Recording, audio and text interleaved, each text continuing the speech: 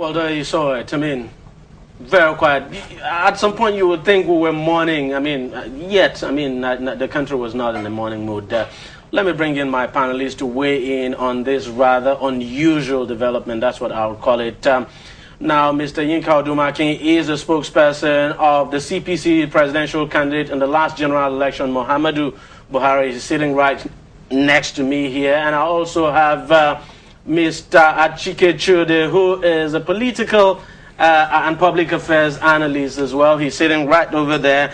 And last but by no means the least, I have Mr. Paul Obanwa, who was the governorship candidate of the Congress for Democratic Change in Delta State. That was in the last governorship election that took place, of course, in Delta State. Thank you very much, gentlemen, for coming on the program. Let me start with you, Mr. Odumakin.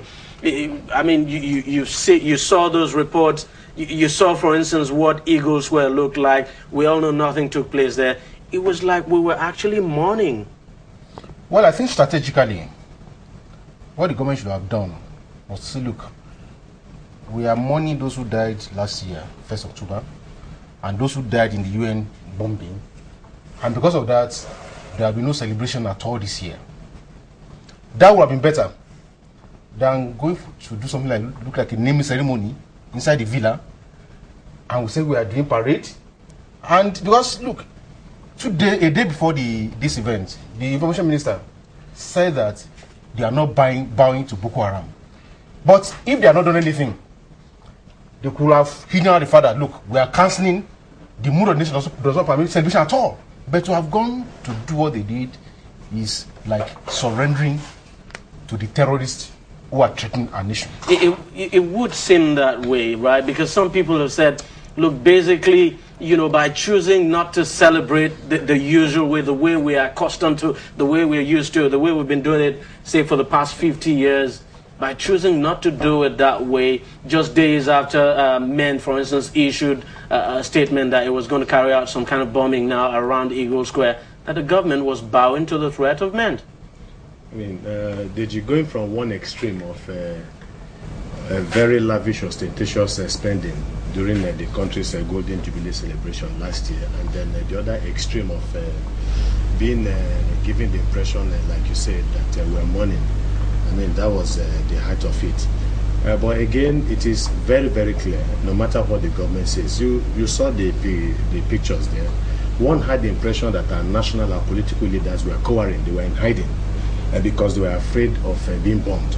And now that is the issue. So you now have the so-called terrorist organization setting an agenda for the federal government, deciding how we will live our lives in this country.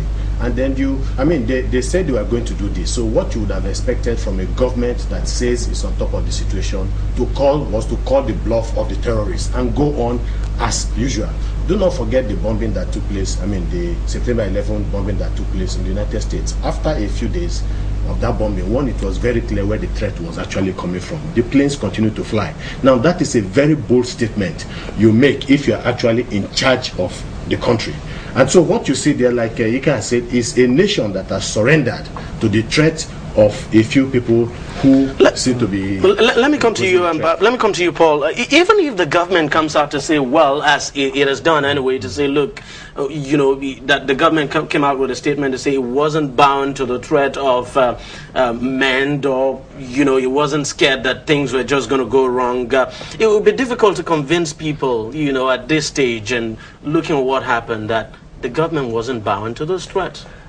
Obviously, the government wasn't buying to the threats of the terrorist organizations. This is not the first time Nigeria marked its anniversary at a low. Never seen anything like this. No, we've had these experiences where Eagle Square was completely empty. The streets of Abuja empty. Yes, during the Buhari regime, we had low-key anniversary celebrations during IBB. Ibrahim Badamosi Babangida, we had it. This is not setting a precedence. It's not the first time. And Yinka mentioned that they would have just said, the government would have said, oh, we're trying to observe or pay. Yeah, that would have been a logical explanation. Yeah, if the government had come out to say it was mourning. Who was mourning those who died in the UN in the UN bomb blast and the rest and the other bombings. No, the government still went ahead to market in the State House. If it doesn't need to say, okay, we are money what I'm saying, what I've just asked you now, I accept, okay. I understand the point you're trying to make, but I'm saying it will be difficult to convince people that that was actually the intention of government. No, it won't be difficult. That the government was only intent on making it low-key. Now, is there no way this event could have been organized in a low-key fashion by holding that parade at Eagle Square? You cannot hold the parade at Eagle Square and you tell me low-key. You know that. There has never been any low-key independence anniversary that was held at Eagle Square and it was considered low-key. Once you hold it at Eagle Square, it's no longer low-key. You cannot claim it. You cannot claim to have that as low-key. And secondly, you last year I remembered how this government was criticized for Nigeria celebrating the Golden Jubilee. That a lot of resources was deployed to do that. Hey, you just did Golden Jubilee. Why are you in a hurry to do another big fanfare at 51? I have not seen anybody. I've not seen any man after 50th birthday big bash. Then the 51st birthday, you roll out all your drums. So low-key anniversary is not the first time we're doing it. So it's not. I want you to react to that. It's not setting a precedence. Actually, the government just intended to do this in a low-key way, and that. It's not the first time we'll be having such kind of low-key celebration that we had it during the regime of General Buhari. Of course, a military regime, Babangida's regime, a military regime. Well, that's not totally correct. And we should not compare apple with orange. What happened in '84? There was no terror threat to Nigeria. What happened was that the Buhari regime came in, overthrew the Shagari regime, and because they were trying to get a message to the nation that it's time for work to freeze this country back, they said there was no celebration at all. Not that anybody threatened. But in this case, it is clear that the government has taken our celebration to the closets because they are bowing to terror threats. And now let me come out and clear. If I were the president, the moment that threat came from MEND, what I would do was that I will minimize civilian presence at that scene. But I'll call all the military chiefs. This is a challenge to our nationhood. I'm the commander-in-chief, although it says it's not a general, but it's commander-in-chief. I'm going to Eagle Square, all of you. If only the military alone, you should have sent a message to those terrorists that they're not the one to determine for us how we live our lives in this country. But by going to the closets, no matter how you dress it, we have given a message that we are bowed before terror. And today, we have given a blank check to any kind of terrorist group.